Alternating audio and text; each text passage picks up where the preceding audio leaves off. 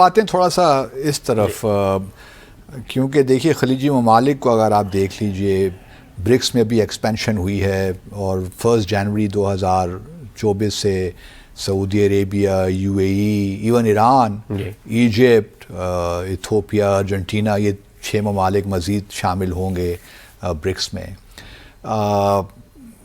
पाकिस्तान क्यों नहीं है? क्योंकि हमने फॉर्मली अप्लाई नहीं किया, क्योंकि हमें इनफॉर्मली बताया गया था कि अभी आपका ये इंडिया अपोज करेगा, क्योंकि कंसेंसस पे ये मामला होता है। अब क्वेश्चन असल में जो मैं करना चाहता हूँ वो ये है कि हमारे एक लिहाज से सऊदी अरब में बहुत ट्रांसफॉर्मेशन आ रही है।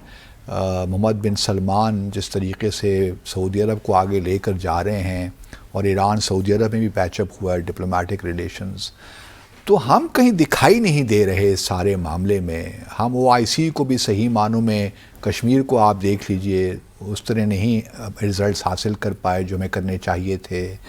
तो लगता ये है कि पाकिस्तान इस वक्त जो है एक हम कहीं नज़र नहीं आ रहे डिप्लोमेटिकली। जी, अनफॉर्चुनेटली ये जो पिछले 3 बल्कि 3.5 डेमोक्रेटिक दौर जो गुजरे हैं, इसमें तो लिटरली हमने अपनी तमाम फॉरेन स्पेस जो थी हमारी, वो हमने दुश्मनों के हवाले कर दिए।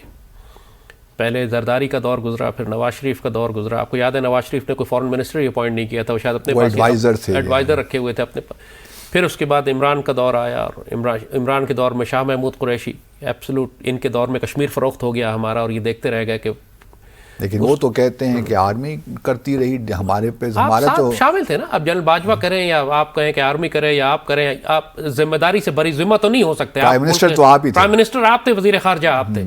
अगर नहीं पसंद था तो उस वक्त रोक लेते, कहते, बयान देते कि मैं तो करना चाहता हूं, मुझे फौज नहीं करने दे रही। इतनी जरूरत तो होती फिर आप में। और फिर उसके बाद बिलावल आ गया, इन्ना लिल्लाहि व इन्ना इलैहि राजिऊन। मतलब यू एक्सपेक्ट जयशंकर के मुकाबले पे आप बिलावल को खड़ा कर रहे हैं, आप वो जो आप डोवल के मुकाबले के ऊपर मोईद यूसुफ को खड़ा कर रहे हैं। मतलब आपने तो लिटरली दुश्मन की गन्स के सामने खाली हथियार डाल दिए बिल्कुल। आप एक्सपेक्ट करते हैं कि इसके बाद पाकिस्तान के फॉरेन इंटरेस्ट को कोई प्रोटेक्ट करने के लिए जाएगा रीजन में। फिर आपकी हुकूमत ही स्टेबल नहीं थी, आपको यही डिफाइन नहीं हो रहा था कि आप चाइनीज़ के साथ ज़्यादा एसोसिएट करेंगे या अमेरिकन कैंप में रहना चाहते हैं। अब मुझे उम्मीद है कि अल्लाह ताला बेहतरी करेगा इंशाल्लाह, क्योंकि अब आपको ये उम्मीद क्यों है? देखिए, बात यह है कि पाकिस्तान में इदारे अफराद की वजह से चलते हैं। आर्मी एज इंस्टीट्यूशन तो है पाकिस्तान का दिफा करने वाली, लेकिन उसकी पॉलिसीज़ उसके चीफ की मर्ज़ी पे चलती हैं।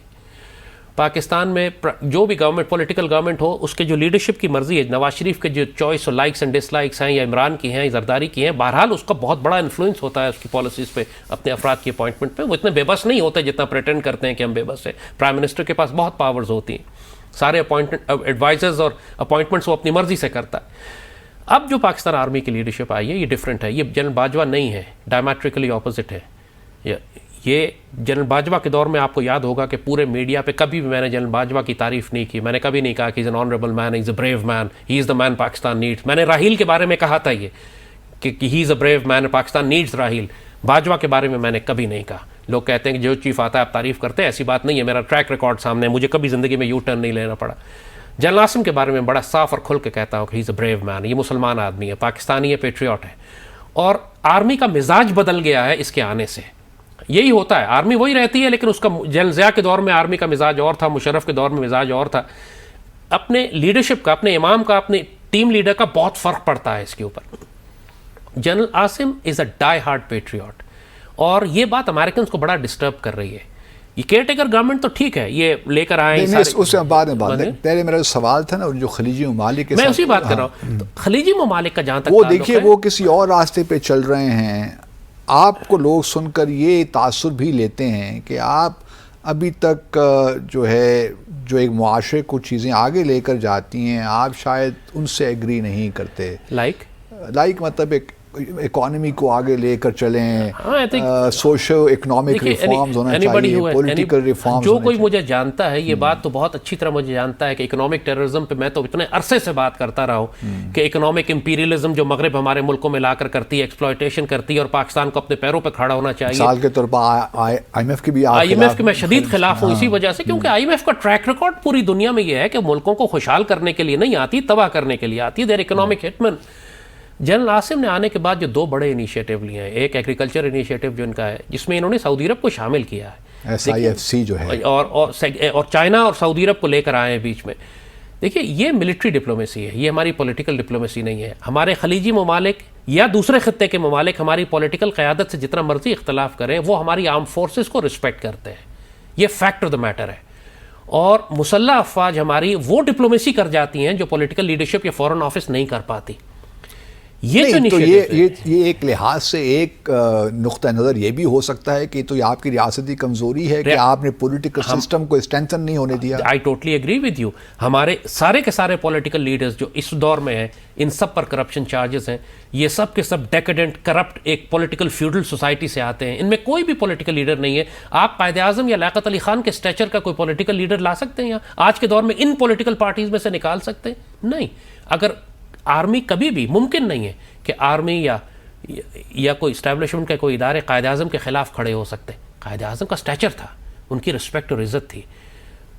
आप जब तक कम अज़ कम अर्दोगान या पुतिन जैसा सिविलियन लीडर ना लेकर आए सामने, पूरी कौम जिसके पीछे खड़ी हो, आप जब जरदारी और बिलावल और इमरान और नवाज शरीफ को लेकर आते हैं, इनके हवाले कौम नहीं की जा सकती। पाकिस्तान का मिजाज मुख्तलिफ है, ख़ास है तरकीब में कौम रसूल हाशमी जो बाबा इकबाल ने कहा था, वो पाकिस्तानियों पे सबसे ज़्यादा वैलिड है कि हमें आप दूसरे ममालिक से कंपेयर नहीं कर सकते।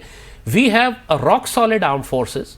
पाकिस्तान अगर आज कायम है तो आर्म फोर्सेस की वजह से। दुश्मन अगर तबाह करना चाहता है ये तो जो तरकीब आपने बताई है, तो हमारे फिर भारत के मुसलमान कहाँ पे खड़े होते हैं? जी, वो मैंने कहा ना कि हिजरत अगर आप नहीं करेंगे और मुशरिकों के साए में 75 साल रहेंगे तो आप मुशरिकों जैसे ही बन जाएंगे। इनमें सेल्फ रिस्पेक्ट, इज्जत, गैरत, शर्म, हया हिंदुस्तान भारत के मुसलमानों में बेचारे बिल्कुल फारिग हो चुके हैं।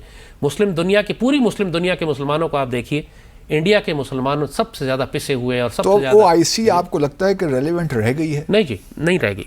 रेलेवेंट उस वक्त होगी जब आप उसको रेलेवेंट बनाएंगे। इस वक्त रेलेवेंट नहीं है। There is no Muslim leader जो OIC को इस वक्त रिवाइव करके उसको, जनरल ज़िया के दौर में आपको याद होगा हम बड़े रेलेवेंट थे।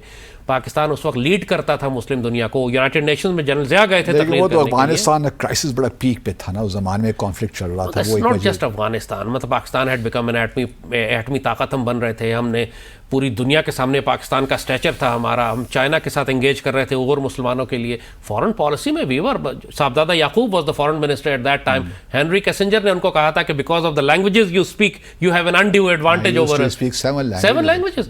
आपने उस क्लास का फॉरेन मिनिस्टर लगाया हुआ था, तो पूरी दुनिया में एक रिस्पेक्ट थी कि हेनरी किसिंजर जैसा आदमी आके एक्नॉलेज करता था साहबजादा याकूब के सामने कि यार तुम हमें शिकस्त दे जाते हो, तुमको एडवांटेज है कि तुम 7 ज़बानें बोलते हो। सो अब जब इस किस्म की आप लीडरशिप ऊपर लेकर आएंगे तो यकीनन पाकिस्तान पर रिप्रेजेंट होगा। इस वक्त जो कुछ हो रहा है, इस वक्त बैकग्राउंड में आपको नजर नहीं आ रहा, लेकिन आर्मी कर रही है। चाइना के साथ जितने इनिशिएटिव्स हैं, माइनिंग इनिशिएटिव अभी हुआ है पूरे पाकिस्तान के अंदर, मिनरल्स को निकालने का आर्मी का इनिशिएटिव है। एग्रीकल्चर इनिशिएटिव आर्मी का इनिशिएटिव है। ये मुझे इसीलिए मैं आपसे कह रहा हूँ कि अभी तो केयरटेकर हुकूमत तो 6-7 दिन हुए यहाँ है, लेकिन इंशाअल्लाह अज़ीज़ हमें इस सेटअप को अब चलाना पड़ेगा। इस पे आता हूँ।